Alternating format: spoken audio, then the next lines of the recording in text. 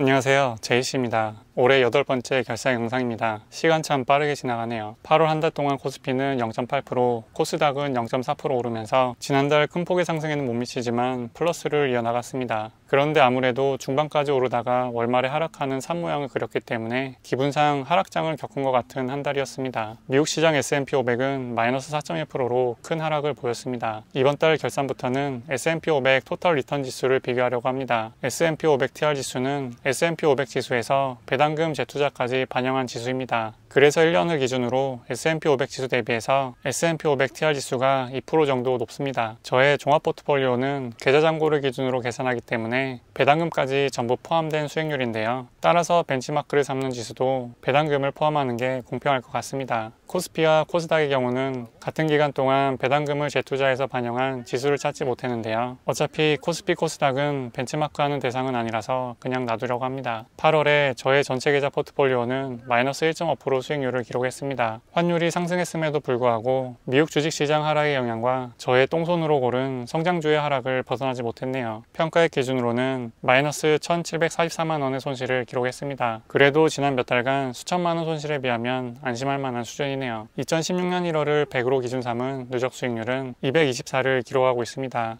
연평균 수익률로 따지면 12.9%이고요. S&P 500 TR 지수의 경우 연평균 12.5%를 기록 중인데요. 이것만 봐도 직접 투자의 보상이 얼마나 보잘것없을 수 있는지를 보여줍니다. S&P 500 지수에 투자하고 배당금 받는 걸로 재투자만 해왔어도 굳이 시간과 에너지 낭비 없이 같은 성과를 얻을 수 있었을 텐데 말이죠. 그럼에도 불구하고 미국 주식 계좌만 따지면 23.6%의 연평균 수익률을 기록하고 있기 때문에 이를 핑계 삼아서 미국 주식을 더 늘려가면서 직접 투자를 계속해서 진행해 볼 생각입니다. 현재 미국 주식 비중이 47% 정도인데요. 올해 안에 50% 이상으로 늘리는 것이 목표입니다. 올해 8월까지 전체 수익률은 마이너스 9.8%를 기록 중입니다. 다시 두 자릿대 마이너스를 향해서 가고 있네요. 배당포트가 혼자서 고군분투 해주고 있는데요. 고려신용정보의 원맨쇼가 돋보이고 다른 배당주들도 큰 하락 없이 잘 버텨주고 있습니다. 반면에 TCK, LG생활건강 우선주, 다나와 등으로 이루어진 성장포트는 죽을 쓰고 있습니다. 성장성을 토대로 싸지 않은 가격에 주식을 매수한다는 게 얼마나 어려운 건지를 경험하게 됩니다. 다만 성장계좌의 경우 의미 있는 액수를 투입한 게 작년 하반기였기 때문에 조금 더 지켜봐야 할 시간이 필요할 것 같습니다. 최소